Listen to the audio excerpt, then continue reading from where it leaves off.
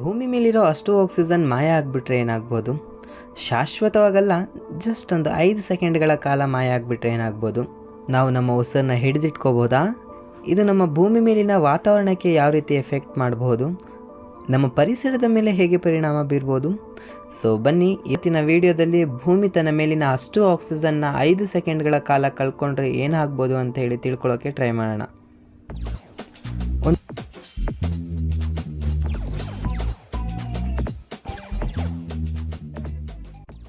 ಒಂದು ಆಳವಾದ ಉಸಿರನ್ನ ತಗೊಳ್ಳಿ.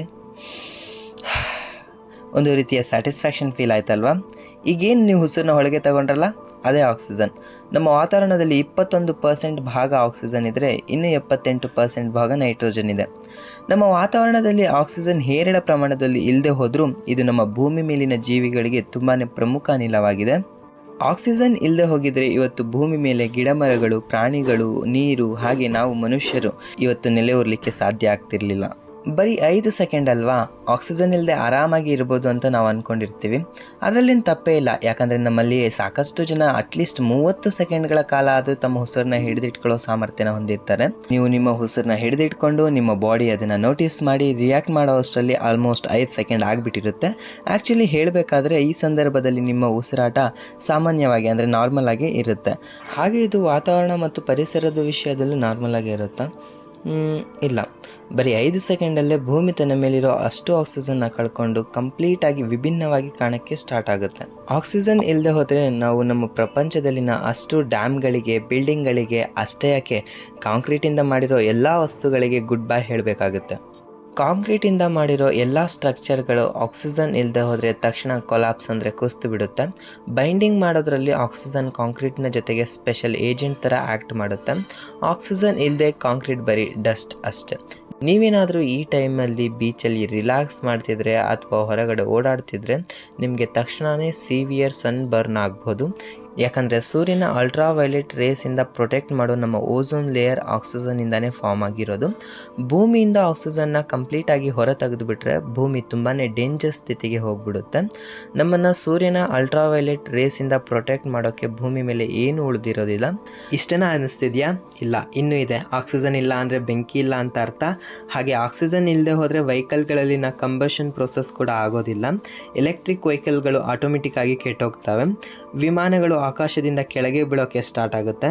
ಮತ್ತು ಮಿಲಿಯನ್ ಗಟ್ಟಲೆ ಕಾರು ಮತ್ತು ಬೈಕ್ಗಳು ರೋಡಲ್ಲಿ ಕೆಟ್ಟು ನಿಂತಿರ್ತವೆ. ಆಕಾಶ ಫುಲ್ ಡಾರ್ಕ್ ಆಗಿಬಿಡುತ್ತೆ. ಯಾಕಂದರೆ ಆಕಾಶ ನೀಲಿಯಾಗಿ ಕಾಣೋದ್ರಲ್ಲಿ ಆಕ್ಸಿಜನ್ನ ಪಾತ್ರ ತುಂಬಾ ಇದೆ. ಸೊ ಇದೆಲ್ಲ ಆಗಬೇಕಾದ್ರೆ ನಮ್ಮ ಭೂಮಿಯ ಕ್ರಸ್ಟ್ ಅಂದರೆ ಹೊರಪದರ ಪೂರ್ತಿಯಾಗಿ ಕುಸಿಯೋಕ್ಕೆ ಶುರುವಾಗುತ್ತೆ. ಅದು ಯಾಕಂದರೆ ನಮ್ಮ ಭೂಮಿಯ ಹೊರಪದರ 45% ಆಫ್ ಆಕ್ಸಿಜನ್ನಿಂದ ಮಾಡಲ್ಪಟ್ಟಿದೆ.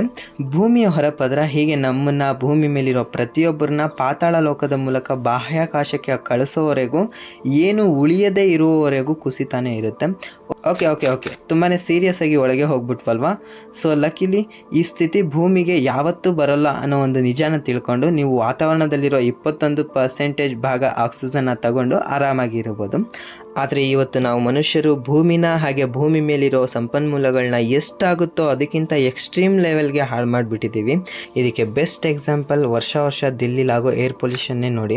ಇವತ್ತು ನಾವು ಉಸಿರಾಡೋ ಗಾಳಿನ ವಿಷದ ಲೆವೆಲ್ಗೆ ತಗೊಂಡು ಹೋಗ್ಬಿಟ್ಟಿದ್ದೀವಿ. ಈ ಪೊಲ್ಯೂಟ್ ಆಗಿರೋ ಗಾಳಿನ ಮತ್ತೆ ಮೊದಲಿನ ಥರ ಮಾಡೋ ಪ್ರಯತ್ನ ಪಡದೇ ಇದ್ರೂ ಪರವಾಗಿಲ್ಲ. ಇದನ್ನು ಮತ್ತೆ ಹಾಳು ಮಾಡೋದು, ಕಲುಷಿತ ಮಾಡೋದು ಬೇಡ. ಸೊ ಇವತ್ತಿಂದಾದರೂ ನಾವು ನಮ್ಮ ಪ್ರಾಣವಾಯು ಮಾಲಿನ್ಯ ಆಗೋದ್ರಿಂದ ತಡೆಯೋಕ್ಕೆ ಸಣ್ಣ ಸ್ಟೆಪ್ ತಗೊಳ್ಳೋದನ್ನು ಶುರು ಮಾಡಬೇಕು. ಇಲ್ಲದೆ ಹೋದರೆ ಒಂದು ದಿನ ಇದು ಎಕ್ಸ್ಟ್ರೀಮ್ ಲೆವೆಲ್ಗೆ ತಲುಪೋದಂತೂ ಖಂಡಿತ. ಸೊ ಫ್ರೆಂಡ್ಸ್, ಇದಾಗಿತ್ತು ಭೂಮಿ ತನ್ನ ಮೇಲಿನ ಅಷ್ಟು ಆಕ್ಸಿಜನ್ನ 5 ಸೆಕೆಂಡ್ಗಳ ಕಾಲ ಕಳ್ಕೊಂಡ್ರೆ ಏನಾಗ್ಬೋದು ಅಂತ ಹೇಳಿ ತಿಳಿಸ್ಕೊಡುವಂತಹ ಪ್ರಯತ್ನ. ವಿಡಿಯೋದಿಂದ ಏನಾದರೂ ವ್ಯಾಲ್ಯೂ ಸಿಕ್ತು ಅಂತಾದರೆ ವಿಡಿಯೋನ ಲೈಕ್ ಮಾಡಿ, ವಿಡಿಯೋ ಇಷ್ಟ ಆಗಿದರೆ ವಿಡಿಯೋನ ಶೇರ್ ಮಾಡಿ. ಹಾಗೆ ಈ ವಿಡಿಯೋದಿಂದ ಏನಾದರೂ ಹೊಸ ವಿಷಯನ ಕಲ್ತ್ಕೊಂಡೆ ಅಂತಾದರೆ ಚಾನೆಲ್ನ ಸಬ್ಸ್ಕ್ರೈಬ್ ಮಾಡ್ಕೊಳ್ಳಿ. ಹಾಗಾದರೆ ಮುಂದಿನ ವಿಡಿಯೋದಲ್ಲಿ ಇನ್ನೊಂದು ಹೊಸ ಮತ್ತು ಇಂಟ್ರೆಸ್ಟಿಂಗ್ ಟಾಪಿಕ್ ಜೊತೆಗೆ ಬರ್ತೀನಿ. ಅಲ್ಲಿವರೆಗೂ ಟೇಕ್ ಕೇರ್, ಟಾಟಾ, ಬಾಯ್.